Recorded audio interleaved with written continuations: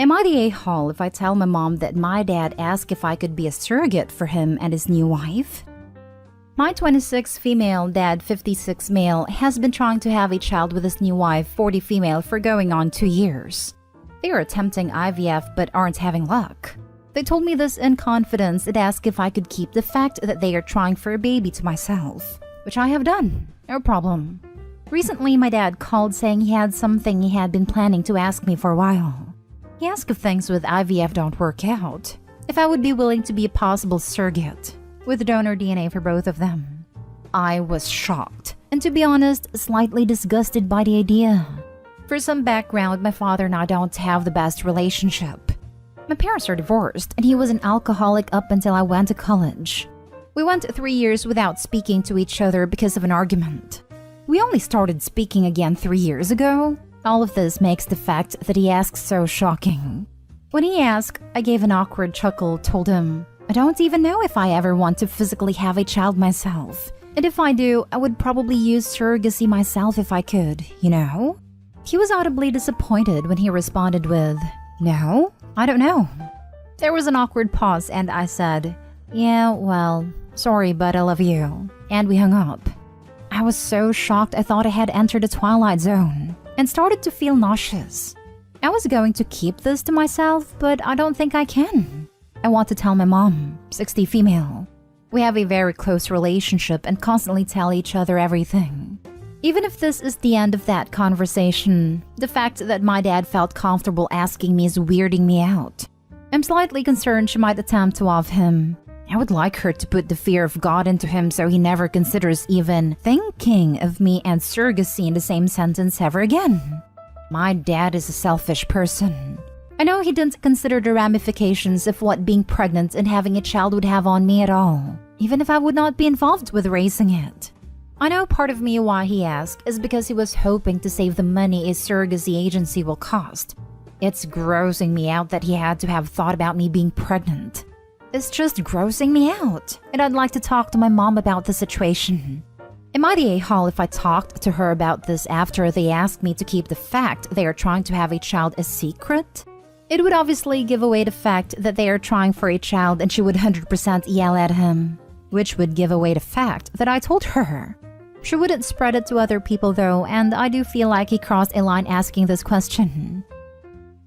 Now for the top comments. Not the a-hole. I'm usually the camp of don't spill secrets, but this is a huge ask. And if you need to confide in your mom, confide in her. It's something that majorly affects you. If it eases your mind, you wouldn't even qualify to be a surrogate. No legit fertility place will allow you to be impregnated, so his attempt to get around other fees would fail. Even the places with the loosest restrictions wouldn't accept a surrogate that has never carried at least one pregnancy to term. It's the most major of requirements. I am too when it comes to secrets, which is why I'm having a difficult time of it. But yeah, the fact that he even asked is majorly affecting me. That does ease my mind. I didn't know that at all. Clearly his time spent thinking about asking me was not spent wisely enough. Thank you for letting me know. Your dad would not have been approved to use you as a surrogate. That is how inappropriate his ask is. It is so inappropriate that I question whether he wants a child. He is sabotaging the process by choosing such an inappropriate path. It is so inappropriate that you must tell your mom or someone. Anyone, so that your loved ones can help you heal from the damage your father is doing to your ideal of love and relationships. This is horrifying.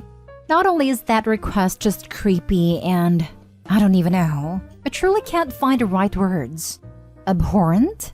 You need to previously have carried a child to qualify to be a surrogate anyway. So he has clearly not thought this through or talked to a medical professional about surrogacy in general. And anyone negatively responding to the part where she wants to tell her mom, the heck? She was just requested to birth her own sibling. You think her mother wouldn't put obvious pieces together when the child would be given to her father? Jeez. Not stay home. I shuddered. Actually shuddered. You would not be the a-hole if you told your mom as it's about you, not them. Can you imagine telling people you're carrying your dad's baby? Right? How would I explain that to literally anybody? You couldn't explain it without hearing banjos playing. Next story.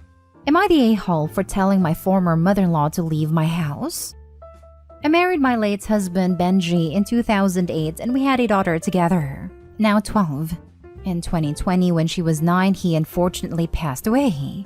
I remarried in 2021 and, to be honest, I'm much happier. My marriage with Benji was actually very rocky, though of course his extended family and my daughter do not know this.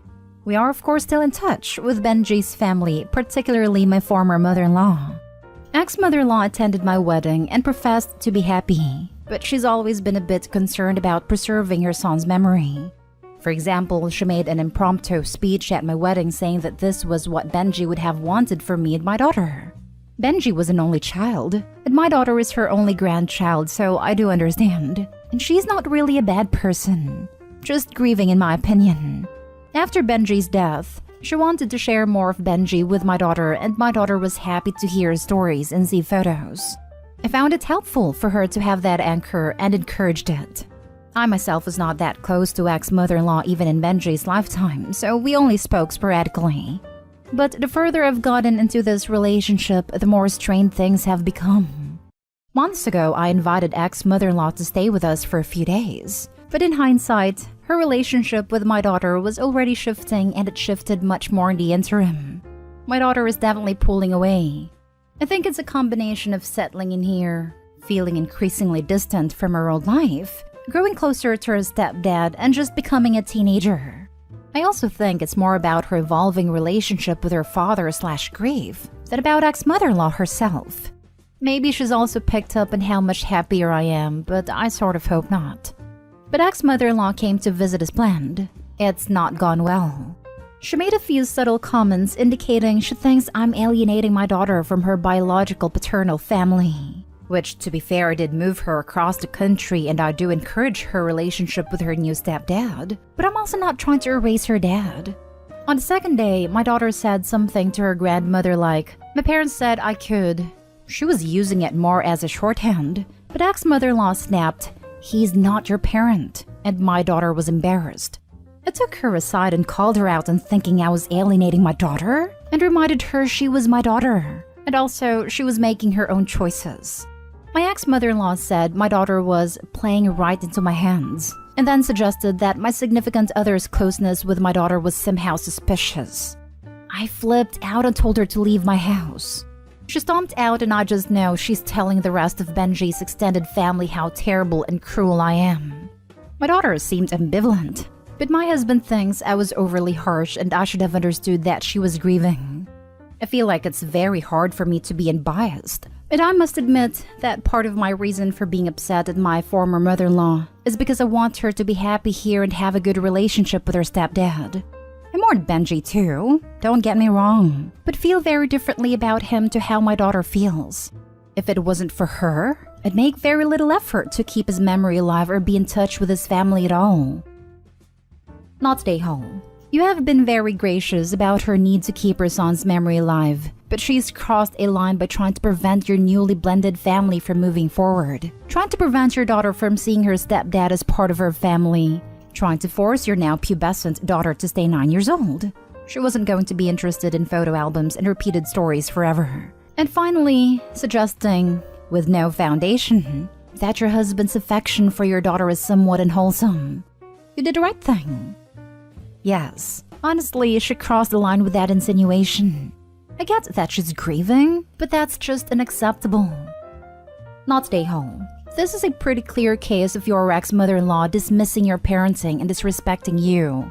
It's fine for her to disagree, but ultimately this is your child and not hers, and it sounds like she refused to accept that. Furthermore, the grief is her problem. You can and should be sensitive to a point, but enough is enough. Is enough. Not stay home. She was totally out of line. For me, the "he's not your parent" line was a full-on deal breaker. If I were in your shoes, I absolutely would have clearly and without room for misinterpretation explained to her that if she ever said anything like that to my daughter again, that would be the last time she ever saw her. Sounds to me like you reacted rather tamely and with more poise, and understanding that was necessary. Grief is not an excuse to be an absolute a-hole like your former mother-in-law was. Next story is titled, Am I the a-hole for asking my dad and stepmom what kind of sick joke they are trying to play on me? My mom died, so now I am stuck at my dad's and stepmom's that have siblings all the time. My one request was that they did not make me leave my hometown so that I could be by her grave. I had several relatives offer my dad to let me stay at theirs in my town and then go to his town every other weekend like usual. That way, I could be close to mom, and commute to school would be shorter. He said no, and his wife, who has no parenting rights to me, decided she had a say, and they both forced me to go live there forever. I have been keeping myself busy with school, tennis, and friends to avoid being at my dad's, and to keep myself busy in order to not think about my mom all the time.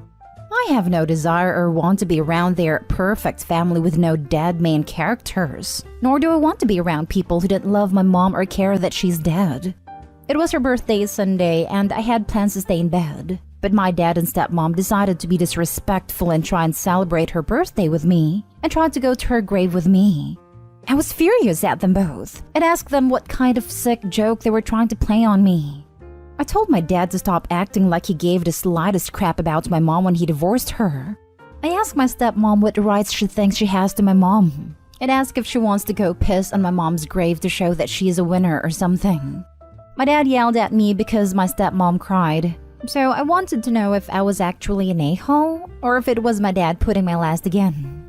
Edit. I'm going to ask my dad and stepmom a list of 30 questions I have made that my mom and her extended family and my friends know about me. If they can answer, I will be convinced that they do know me and do care about me, and then will believe that they didn't act in order to mock and spite my mom. If they can't answer, it's proof that they don't know me and then don't care about me. If they don't care and love me, how could they possibly respect my mother? If it's the former, I will try harder to work with them. If not, I'll look out for myself. Now for the comments. I kinda need some more information because it seems to me they are trying to support you in your grief and not meant to mock you. Then yeah, you might be an a-hole, albeit an understandable one. Maybe they want you to join their family and help you with the pain of your mom's loss. She has only been dead for 2 months. I already told them that they have nothing to do with my mom because it's not like they did when she was alive. So them doing this was completely against my wishes, and I was blindsided because they know this. You would probably benefit from grief counseling followed by family counseling when you are mentally and emotionally ready. I'm sorry for your loss, OP. This. I think currently no one is an a-hole, but this is a situation that requires individual therapy, communication, and mutual respect. Opie needs to recognize that although they are messing up a lot, the dad and stepmom are trying to help and support Opie in their grief. The dad and stepmom need to give Opie a little space and let Opie tell or show them what support they actually want. Opie needs therapy to help them process their grief in a healthy way, since it feels like Opie's lashing out at the dad and stepmom for having what Opie wishes they still had. No a-holes here. You sound very young while they're just trying to be there for you. You are also hurting. Please consider therapy. While they are just trying to be there for you. Honestly, Opie doesn't paint it like that at all. Opie sounds like 15 to me, at which point they definitely should have been able to stay with relatives in their hometown and keep up the custody schedule. Remember, you are reading this from the Opie's point of view. It's very clear that these adults are trying to support the grieving child and are making sure they provide a stable home while also giving him access to his mother's grave. Now for the last story. Am I the a-hole for going radio silent on my family after I was told I'm in the wrong for going off on my sister? So, I 27 female, am married 29 male, and in February, my sister 34 female dropped her 2 kids, 10 female and 6 male, to go on a last-minute out-of-state trip. When the 10-year-old was getting ready for her shower, she asked if I could check her hair. Confused, I asked why would I be doing that, but also told her, yes, I'll check it. My niece tells me she had head lice and has had it for a while. I'm shocked, after not being told any of this. I check her hair and sure enough, there's not only eggs but moving head lice. I ask her what her mom had been using to get rid of it, and my niece says mayo and vinegar. I'm baffled, so I call my sister again. After I've already called about them not having clothes packed, they had random clothes packed in their suitcases. And she goes, "Oops, it must have slipped my mind." How does head lie slip your mind? Well, I went off on her, called her an irresponsible mother for not putting her kids first. So we haven't spoken much since February. Well, I've texted her a couple times trying to break the ice so things won't be so awkward. I love having my nieces and nephew over and spoiling them. Well, my oldest niece was over this weekend. She lives with my mom and dad, and I didn't have the gas to drive her home last night. My mom sent my sister's husband, who is an abusive POS, but that's a story for another time, to pick up my oldest niece, 12 female. My other niece came over, so excited to see us, and informed us that her and her brother are never allowed over to my house again. He begged me to talk to her mom about it. I called my mother and sister and finally asked what was going on. My mother said she wasn't pleased with how I handled things with my sister, and I was wrong for going off on her. My sister told me she's salty and done discussing her kids with me, and she hung up. I informed my mother I'm going radio silent and won't be speaking to any of them for a while because my feelings are valid. I might be the a-hole because I tried to tell my sister how irresponsible she was being with her kids. So, am I the a-hole? Not the a-hole. I'd be furious. It's not just treating everyone's hair, it's boil washing the sheets, pillowcases, towels, etc., and continuing to check everyone's hair. I have very thick and curly hair, and it took me 2 months to get rid of them. I got it in high school. I had medium length, thick, straight hair, and it took the better part of 4 months to be completely rid of them. This was multiple treatments, washing the sheets, deep cleaning everything. They are nasty and tenacious. Those poor kids. Mom definitely isn't/wasn't doing enough, especially considering she was throwing live ones on a carpet. Male 28 here. If my sister dropped my niece off at my house and I made such a discovery, all hell would break loose. Oops, must have slipped my mind. Ah yes, because I was born yesterday and I believe in Santa and the Easter Bunny. Give me a break. Not stay home because you were nicer than I would have been by mile. I'm 30 female and I am with you 100%. When I was a kid, I kept getting head lice over and over one summer. I think my cousin must have been bringing it in. Not to be dramatic, but I've been traumatized. Like once when I was living with my in-laws, my niece had scabies and her mom was/is a POS as is, and didn't get it treated for a month. I even tried to put hydrocortisone on it because she was itching so badly and I had no idea what it actually was. My mother-in-law and father-in-law had it bad because she slept in the bed with them. I had let her use my brush once though, and I had it in my scalp. I had a freaking panic attack.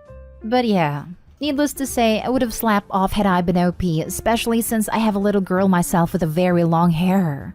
No OP, you're not the a-hole at all. Your sister and mom are though.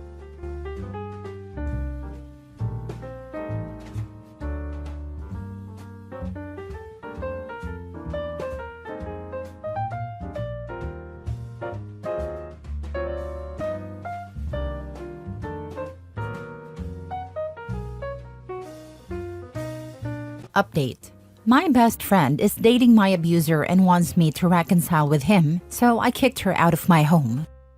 Original post. I'm trying to write this out for days now, but I keep getting too upset to concentrate, so this might be a bit disjointed. I don't have family in the sense many understand family to be. I've been pretty much a loner, with one exception, my best friend Tammy. We met in middle school and became inseparable. Things changed a bit in college. My parents forced me into a Christian out-of-state college. Tammy applied to and was accepted by a different college in the same town, so we both moved out there. We were roommates for 2 years until I met my boyfriend Trent. I moved in with him at the end of junior year, and I don't know when it started happening, but he went from charming and affectionate to controlling. I don't want to upset anyone, so I'll warn you that what I describe below includes abusive behavior. At first, Trent would put me down, hinting he could find someone better or saying that if he cheated, it would be my fault, because I wasn't enough. It became physical during my senior year. He would push me out of the way if I was in his path. Then it escalated to slapping me during arguments while calling me worthless, a waste of time, or a broken toy no one would love. I didn't have much self-esteem, so I stayed, thinking I was the problem. When I called home for support, I was told I was the issue. I started planning my exit the day after graduation. He had proposed, and when I hesitated, he screamed at me, punched the wall next to my head, and later forced me into sex. The next morning, I woke up with a ring on my finger, and he forced me again, calling it makeup sex, and saying he forgave me for how I had treated him. That's the short version. There were many more instances of abuse, physical, emotional, and sexual. I eventually found shelter in a nearby city, started hiding things in my car, and took as many work shifts as possible to save money. I finally left him, leaving my phone behind and never looked back. Tammy knew Trent and lived nearby, but she didn't know about my plan. When she messaged me on social media, I told her everything. She played dumb when Trent came around asking about me and spun a story that I was suicidal and he should call the police. He never found me. That was years ago. I'm now 36, Tammy is 2, and Trent is 38. Tammy became more religious over the years. I told her as long as she was happy and safe, I didn't care what she believed. However, she started inviting me to her church 4 years ago. After repeatedly declining, I finally told her that if she brought it up again, I'd leave or hang up. I'm agnostic and prefer to explore faith on my own terms, if at all. 2 years ago, Tammy got a job overseas. I was happy for her but devastated. Without her, I had no one. My family was barely in the picture and I had no deep friendships beyond her. My counselor helped me work through it and I carried on. We stayed in touch through video chats, sharing our explorations of new cities, hers in London and mine in Texas. But then her communication slowed, especially after she visited our old college town. Earlier this month, she came to Texas to visit me. I was thrilled, but noticed something was off. The first day she seemed tired, but the next day after drinking, she broke down crying. I asked her what was wrong, and that's when she dropped the bomb. She's been dating Trent for almost a year. I was too stunned to respond, as she went on about how he's changed, found Jesus, and regrets how he treated me. I sat frozen, and when she asked me to say something, I told her to get the F out. She tried to explain further, saying she hated him for years but reconnected by chance, and it showed he's a different person. I didn't interrupt. When she stopped talking, I repeated myself, get the F out. She argued, but I stayed firm until she packed her things and left.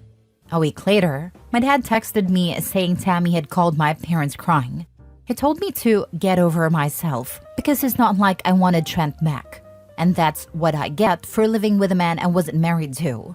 Tammy also texted rehashing her arguments and demanding I video chat with Trent to see for myself that it's changed. She accused me of holding back their relationship and called me malicious for kicking her out. She even hinted that my version of things was exaggerated. That was the last straw. I blocked her, but I don't have other close friends to turn to about this.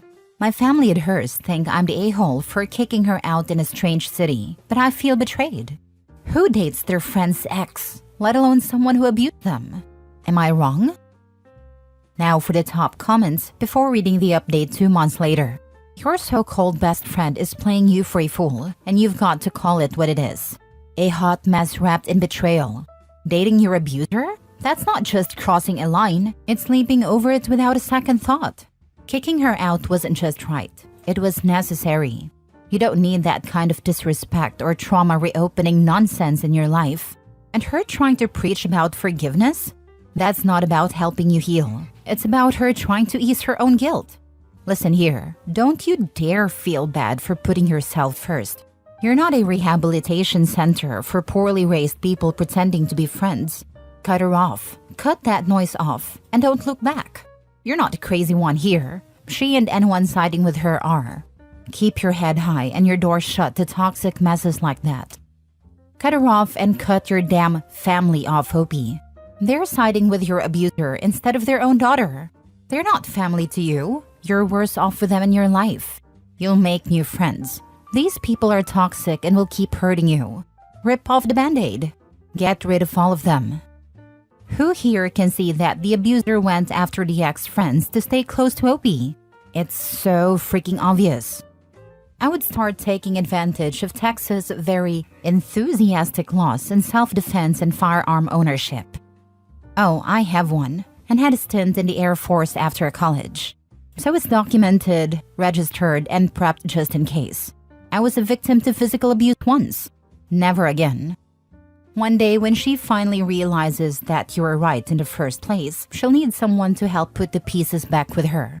Be that person, but don't be the sucker she wants you to be. I plan to leave the door open in case she needs help getting away. She still has me in social media. Leaving him was so hard to pull off without anyone knowing, other than the people at the shelter and my boss at a restaurant. I know how hard and overwhelming it is. I could never leave her to do it on her own. Now for the update 2 months later. Sorry to everyone who reached out and I haven't responded. I honestly haven't been using the app as I had to change phones quickly at one point and forgot the password when trying to log in on my new device. It took Trent 2 weeks. I have a full-time job but also a part-time service industry job as a bartender. He showed up at the bar. It's a small bar and one of the regulars, Daisy, female 30s, is someone I confided in about Trent and Tammy. When Trent walked in, I happened to be chatting with Daisy and she saw my reaction. She asked what was wrong and I told her it was Trent. She wasted no time and went to get my manager. Trent sat at the end of the bar. I took my time checking in on my other guests while ignoring him until my manager, Heather, female 50s, came out with the other 2 bartenders, both male 30s. Trent had already started knocking on the bar and loudly demanding service. He got kicked out quickly and was told that we can and will refuse service to him. I got texts from a new number saying it was Tammy, begging me to answer. She called 4 times, but I didn't pick up. She left voicemails, some with Trent in the background, telling me that I was concerning them with my hatefulness, that I'm alone in the world, and that it's not safe, asking who I would turn to if someone broke into my home at night. Her messages were sprinkled with religious rhetoric. I was still on the clock and Daisy suggested I stay at her parents' place. I know her mom, who sometimes comes to the bar with Daisy. At that point, I was shaken enough to accept their offer. Daisy's mom, Rose, female 60s, kindly let me stay rent-free for as long as I needed, but I eventually moved in with one of the servers at the bar. She helped me find legal representation, and I filed for a restraining order using screenshots I had emailed myself earlier, old voicemails and texts. While we couldn't prove harassment on Tammy's end, Trent's messages and voicemails were enough to qualify for a temporary restraining order. I'm safe for now, and the hearing is in January. No one knows where I currently live, and I've shut down all social media.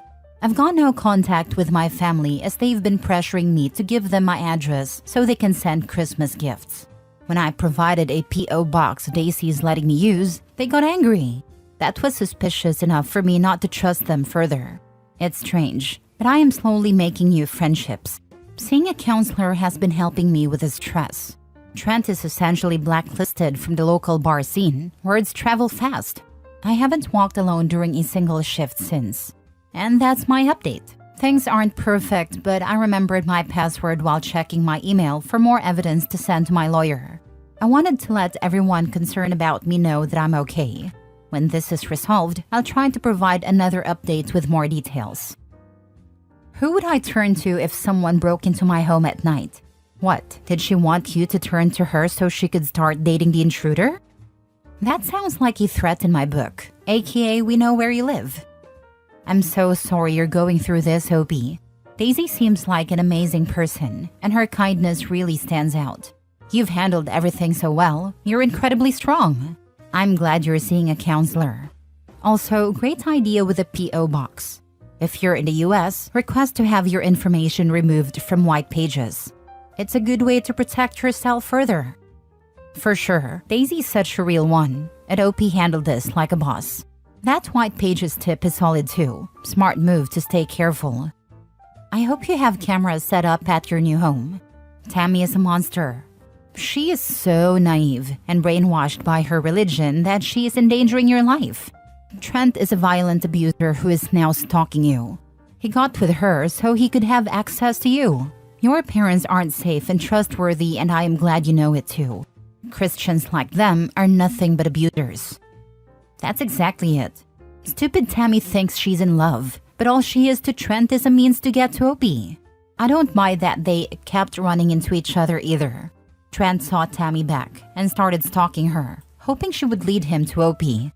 They don't need Opie's blessing to be together, so there's no reason to keep harassing her. Wanting forgiveness is just a flimsy excuse for Trent to keep stalking Opie. If he had really changed, he'd respect that Opie can't be around someone who repeatedly raped and abused her, and he'd leave her alone.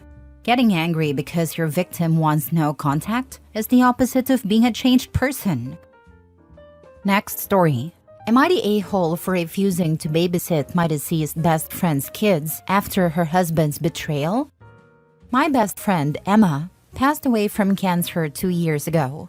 We were like sisters. She was my maid of honor and I was hers. When she was diagnosed, I became her primary caregiver, helping her through chemo and spending every possible moment with her. Her husband, Mike, was a different story. During her treatment, I discovered he was having an affair with a coworker. Emma knew but was too sick to deal with the drama. After she died, I confronted Mike, telling him he was a disgrace. He begged me to keep it from the kids, 9 and 6. Last week, Mike called asking me to babysit regularly.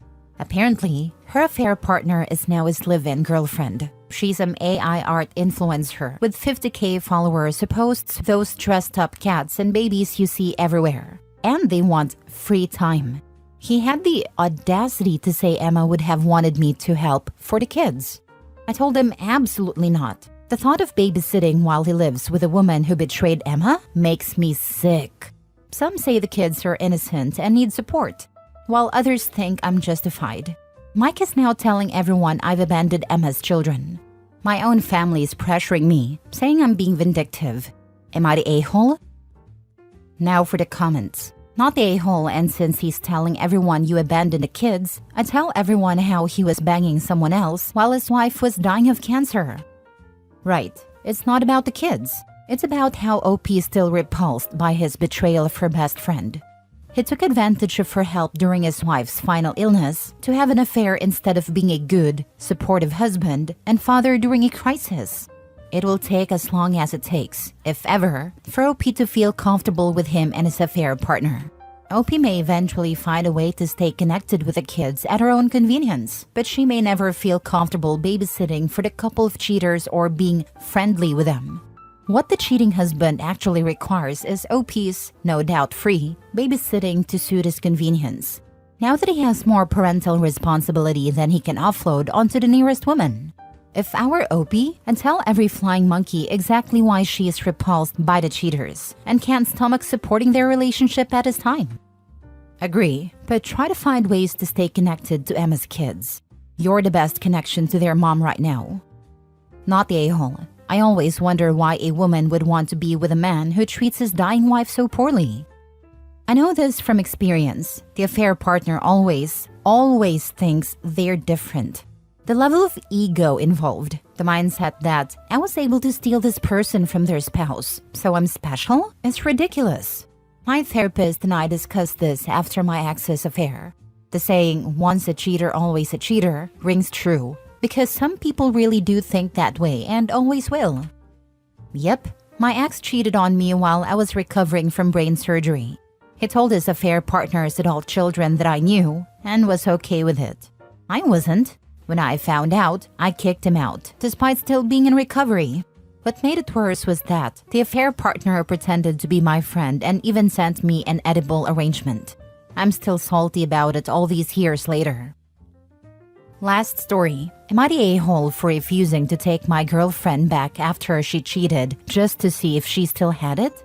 I, 30 male, have been dating my girlfriend Rachel, 27 female, for 2 years. She's always been confident and charismatic, which is one of the things I loved about her. Our relationship seemed solid. Good communication, lots of shared interests, and we were even talking about moving in together. A few weeks ago, Rachel admitted to me that she cheated on me during a night out with her friends. She hooked up with some guy she met at a bar. I was completely blindsided. When I asked her why she did it, she said it wasn't about me or our relationship, but because she wanted to see if she still had it. I told her that was a terrible excuse and she started crying, saying it was a stupid mistake and that she regretted it immediately. She's begged me to forgive her, saying she learned her lesson and that it would never happen again. But I can't get over the fact that she was willing to risk our relationship for something so shallow. She didn't cheat because she was unhappy or because there was a problem between us. She cheated purely to stroke her ego. Now Rachel and some of our mutual friends are calling me unforgiving, saying that everyone makes mistakes and that I'm throwing away a great relationship over one bad choice. They say I should focus on her remorse and give her another chance. I feel like staying with her would mean betraying my own boundaries, but I'm starting to wonder if I'm being too harsh. Am I the a-hole for refusing to take her back? Not the a-hole. Congrats, you still have it, but you sure as heck don't have me. The mutual friends are just as trashy as her. You'd be crazy to take her back. That's what I thought, but I couldn't be sure of myself. She still had it because she had you. That should have been enough validation. All of this is in the past tense because I hope you use it when you break up with that cheater, not the a-hole. Now Rachel and some of our mutual friends are calling me unforgiving, saying that everyone makes mistakes and that I'm throwing away a great relationship over one bad choice. As a thought exercise, I'm trying to define a great relationship that includes one partner hooking up with random, let's presume, infectious partners on a whim. I'm having trouble recognizing the greatness here. I'm still trying to get my head around the she made a mistake. No, she didn't. It was 100% intentional and she admitted as much. She made a mistake in telling her boyfriend instead of flying her butt off to him, is what she means. Once a cheater, always a cheater. I learned that the hard way. Good for you for sticking to your boundaries. And this cheater didn't even have a reason for it, lol. It was literally just, I felt like it. What do you mean we're over? It was a mistake. Now I feel bad.